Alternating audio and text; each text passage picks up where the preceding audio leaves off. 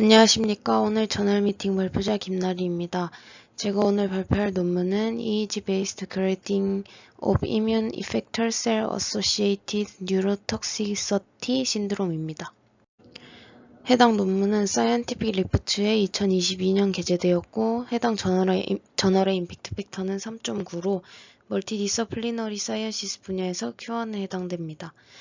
제가 오늘 이 논문을 발표하게 된 이유는 뇌파 기반으로 면역력 기반의 어떤 질병의 중증도를 추정한 연구 논문이라서 추후 제가 진행할 연구에 많은 도움이 될 것 같아서 조사하게 되었습니다.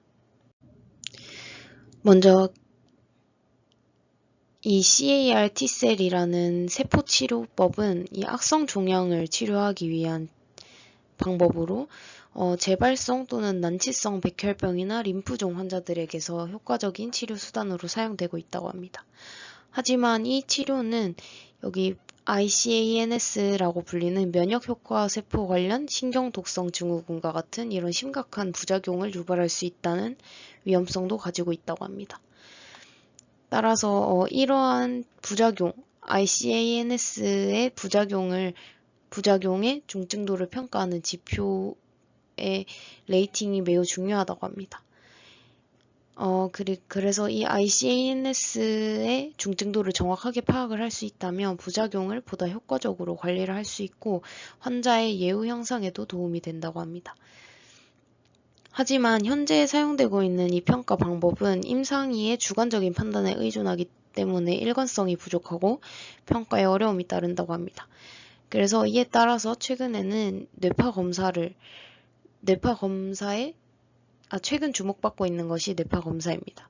기존 연구에 따르면 이 질병을 겪고 있는 환자들은 델타파나 세타파 증가와 같이 이런 특징적인 EEG 변화를 보이는 경우가 많고 이는 ICANS 증상의 중증도와 관련이 있다고 보고되고 있습니다. 따라서 본 연구에서는 이 ICANS 환자의 뇌파에서 나타나는 특성들을 기반으로 이 중증도를 새롭게 파악할 수 있는 그런 지표를 만들고자 하였습니다. 연구에는 2016년부터 2020년까지 CAR T셀 치료를 받은 120명의 환자가 포함이 되어 있었습니다.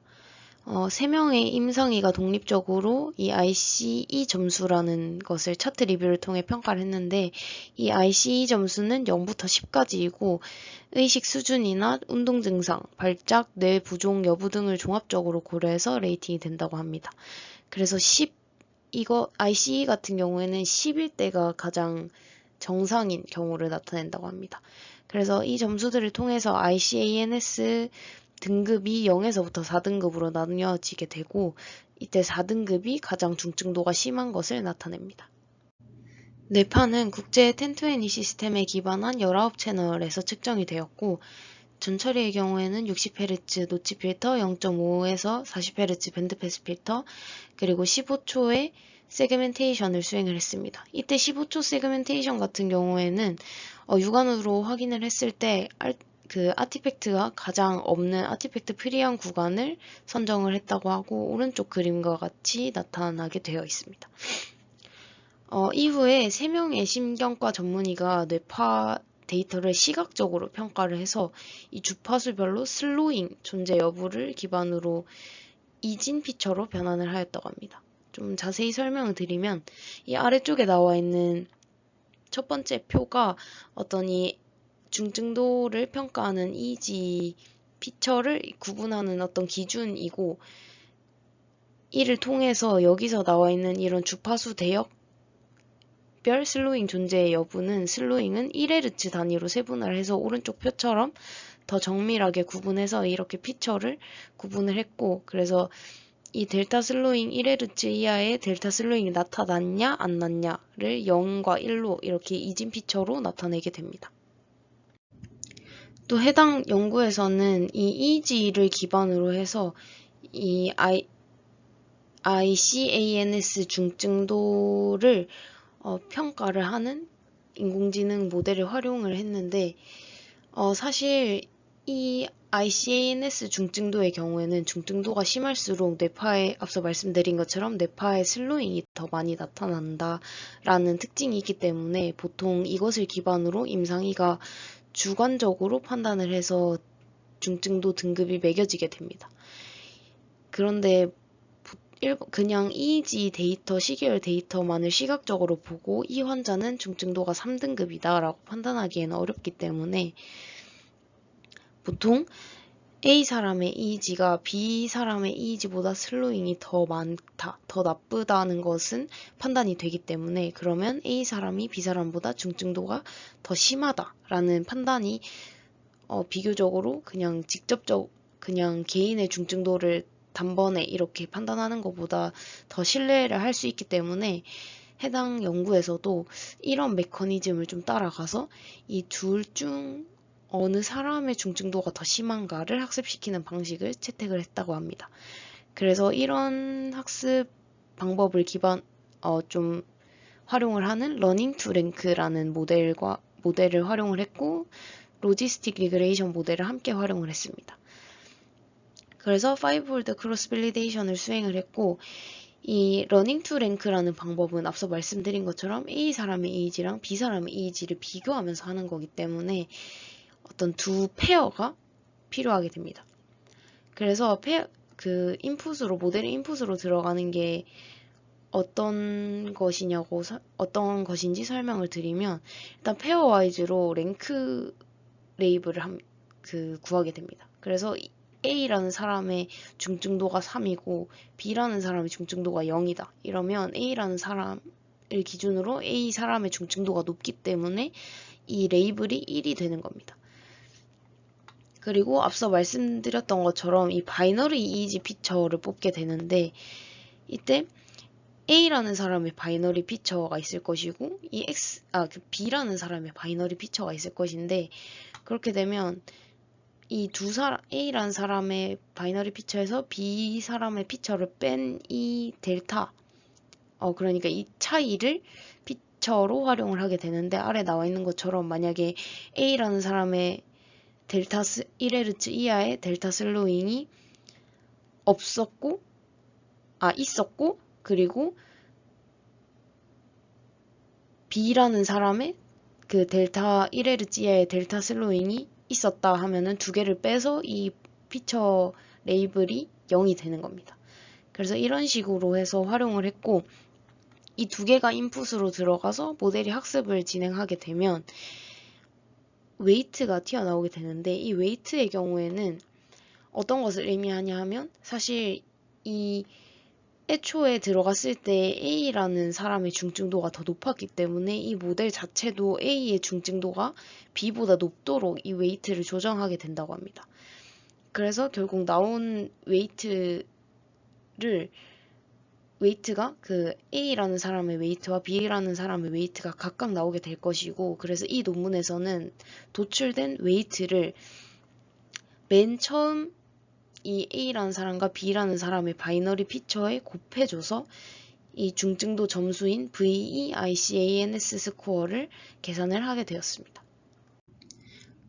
다음은 결과인데 결과를 확인해 보시면 이 위쪽에 나와 있는 이 스코어 같은 경우에는 모델에서 나온 웨이트를 기반으로 계산을 한 그 중증도 점수를 나타내는 것이고 앞서 말씀드린 것처럼 모델에서 계산한 이 점수가 높을수록 중증도가 높을 가능성이 있다라고 생각을 해주시면 되고 인트로나 다른 페이지에서도 말씀드렸던 것처럼 이 질병의 경우에는 중증도가 높을수록 뇌파의 슬로잉이 많이 나타난다고 말씀을 드렸었는데 여기서도 이 모델이 중증도가 낮다라고 평가한 사람에 비해서 중증도가 높은 사람의 경우에 이 뇌파의 슬로잉이 좀 더 크게 나타나는 것을 확인을 할 수 있었고 그리고 또 일반적으로 선행 연구에 따르면 이 질병의 중증도가 높은 사람일수록 특히 저주파 대역에서의 슬로잉이 많이 나타난다고 했는데 중증도가 높은 사람일수록 델타나 세타 등의 이런 저주파수 대역의 피처들이 많이 활용이 된 것을 확인할 수 있습니다. 다음이 피겨 2 같은 경우에는 모델이 배튼 웨이트로 계산한 그 중증도 스코어와 임상이들이 레이팅한 중증도 스코어의 상관관계를 나타낸 결과입니다. 사실 임상이들이 판단하는 것은 0에서 4이고 여기 이 모델이 판단하는 것은 좀 더 범위가 넓어서 이렇게 판단을 하는 것이 좀 명확한가라는 의문이 있긴 한데 어쨌든 이 두 점수 간의 피어슨 코릴레이션을 봤을 때 한 0.58 정도로 꽤 높은 코릴레이션 개수가 도출이 된 것을 확인할 수 있습니다.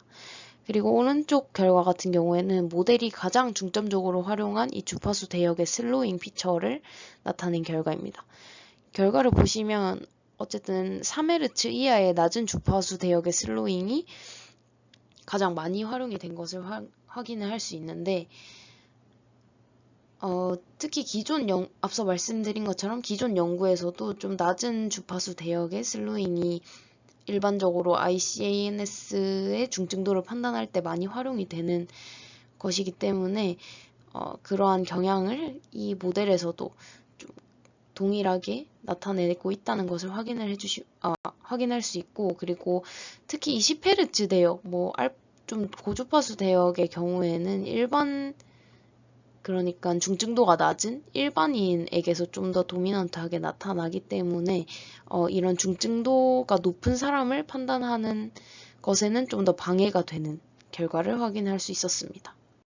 결론적으로 이 연구에서는 EEG를 기반으로 이 ICANS 중증도 점수 체계를 새롭게 좀 디벨롭을 했고, 이것은 기존의 중증도 점수와 높은 상관성을 보였고, 또 특히 3Hz 이하의 슬로잉에서 가장 예측력이 높은 것을 확인할 수 있었습니다. 이를 통해서 향후에 뇌파를 기반으로 이 ICANS의 중증도를 객관적으로 평가할 수 있는 지표로 활용할 수 있는 가능성을 확인할 수 있었고, 제가 이 논문을 공부하면서 몇 가지 좀 아쉬웠던 점이 있었는데, 일단 가장 먼저 의문이 들었던 것은 임상의가 판단을 하긴 하지만 어쨌든 뇌파 신호를 시각적인 평가를 통해서 이 주파수 대역의 슬로잉이